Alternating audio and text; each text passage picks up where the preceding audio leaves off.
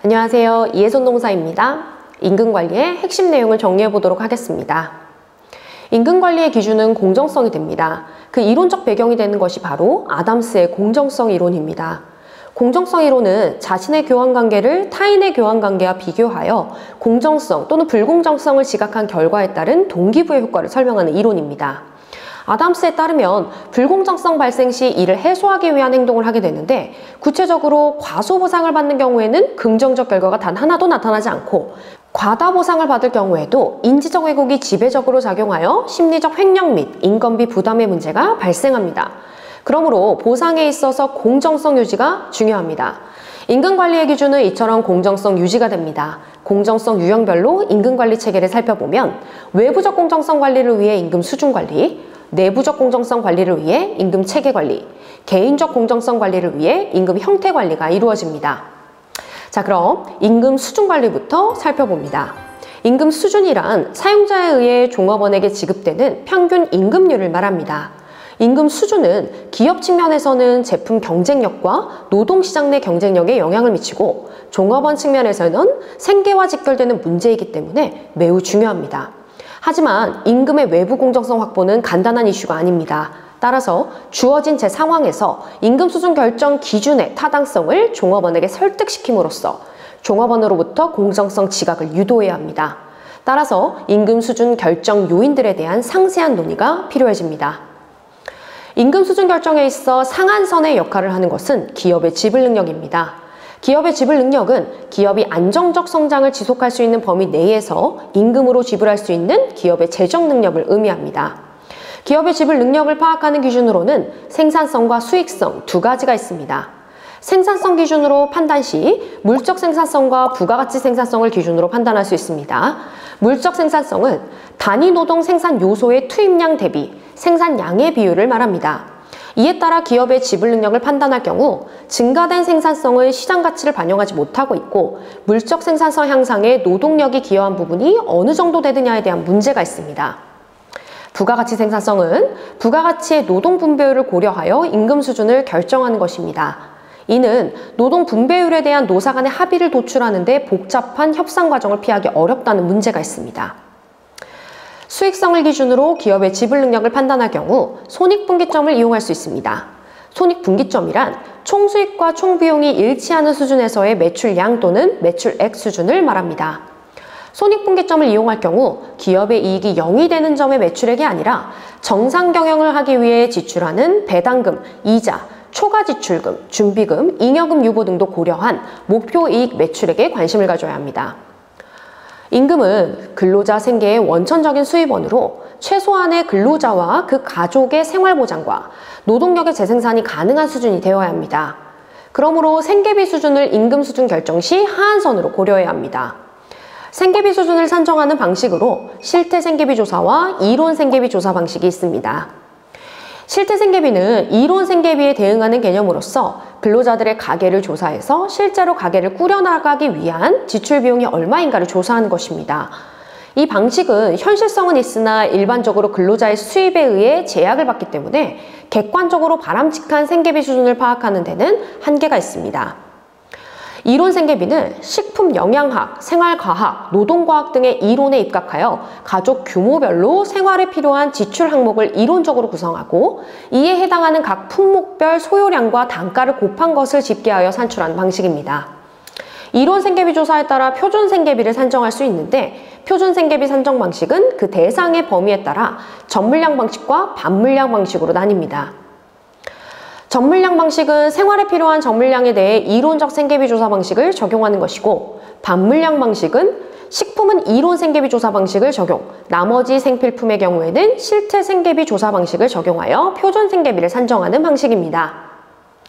임금 수준의 하한선으로서 생계비에 더하여 최저임금 수준 역시 고려해야 합니다. 최저임금제도란 국가가 저임금 근로자의 생활을 보호하기 위하여 임금의 최저 수준을 정하고 사용자에게 이 수준 이상의 임금을 지급하도록 법으로 강제하는 제도입니다.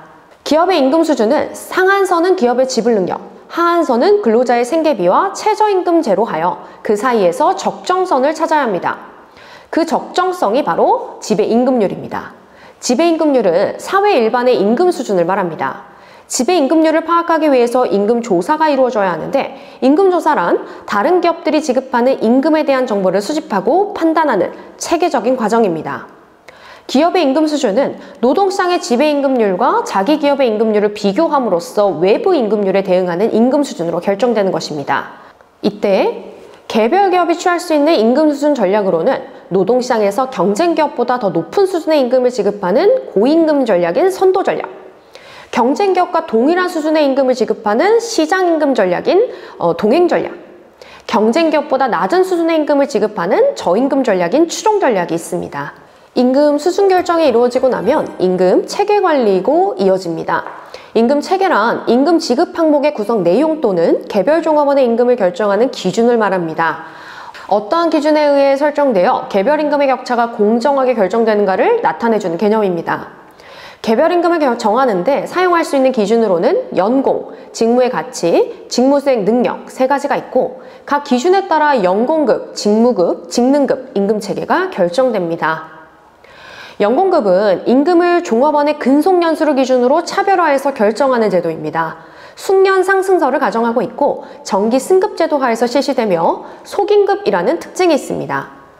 연공급은 종업원의 고용 안정과 생활보장, 노사관계 안정화, 장기 근속으로 인한 종업원의 숙련도 증가, 동향적 기업 풍토 하에서의 조직 질서 유지 및 사기 유지, 미비한 평가 시스템 보완이라는 장점이 있으나 임금 공정성 확보의 어려움, 우수인재 확보 및 유지 불가, 기업의 인건비 부담 가중이라는 단점이 있습니다. 한국 사회의 고령화가 급진전되면서 연공급 체계 하에서 기업의 인건비 부담이 가중되었습니다.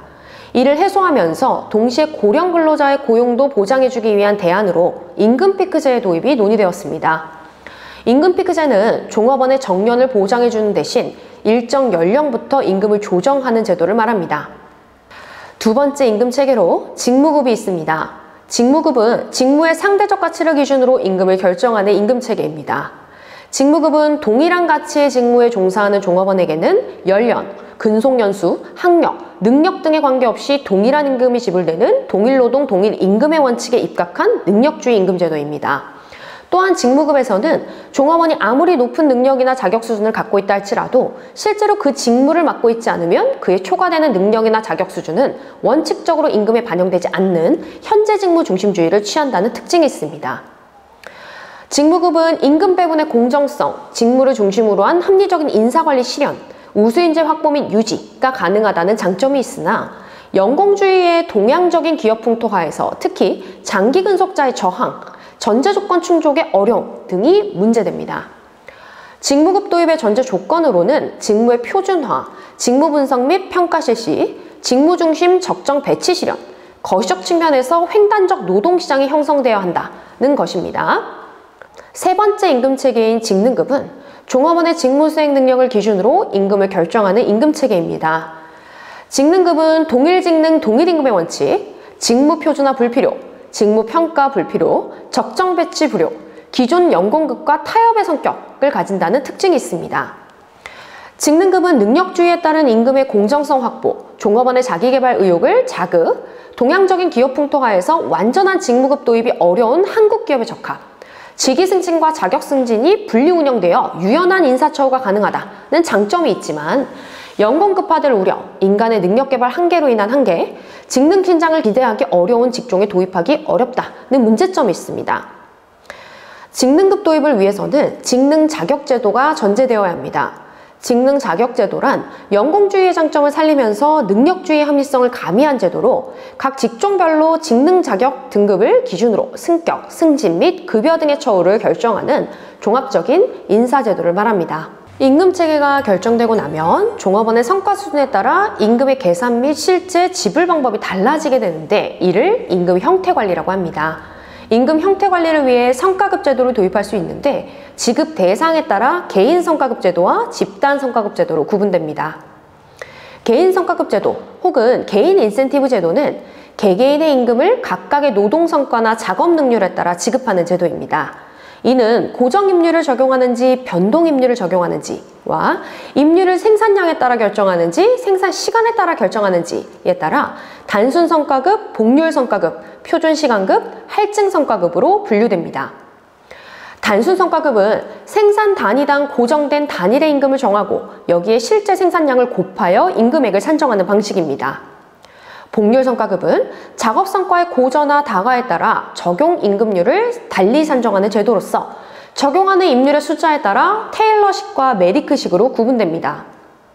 표준시간급은 작업 또는 제품의 한 단위를 완성하는 데 필요한 표준시간을 설정하고 표준시간 내에 작업을 완성하면 표준시간의 단위 시간당 임금률을 곱하여 임금을 지급하는 방식입니다.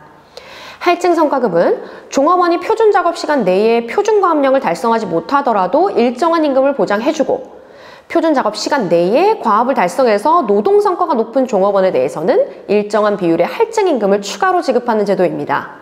즉, 시간 절감분을 종업원에게 성과급으로 지급하는 것인데 그 절감분을 종업원과 얼마의 비율로 나누는지에 따라 할시식, 비도우식, 로한식, 간트식으로 구분됩니다.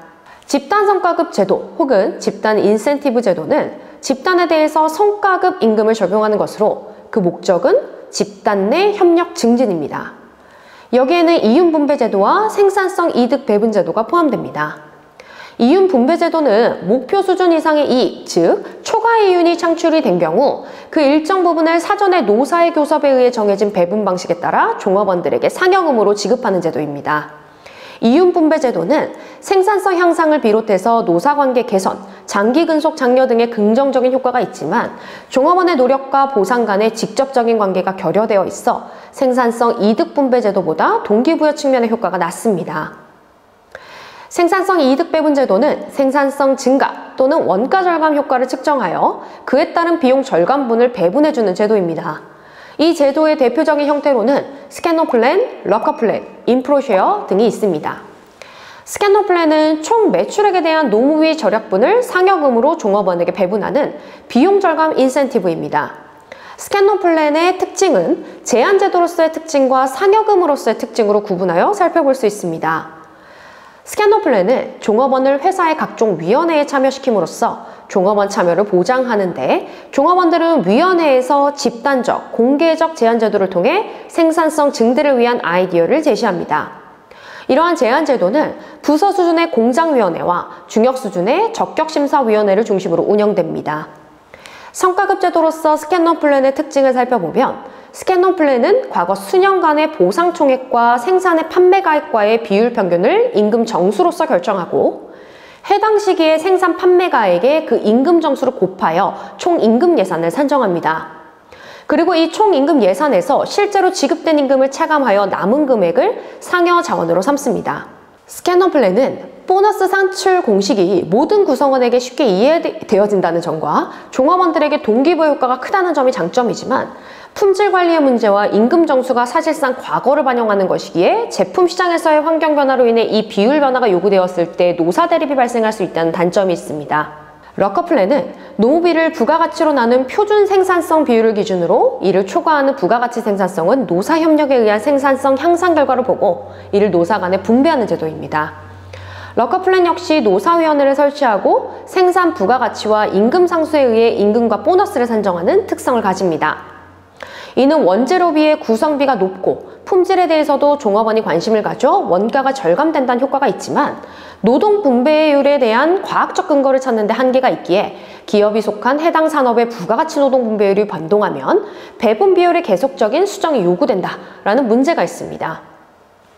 인프로쉐어 플랜은 단위 노동당 소요되는 표준 노동시간과 실제 노동시간을 비교하여 절약된 노동시간을 노사가 각각 50대 50의 비율로 배분하는 제도입니다.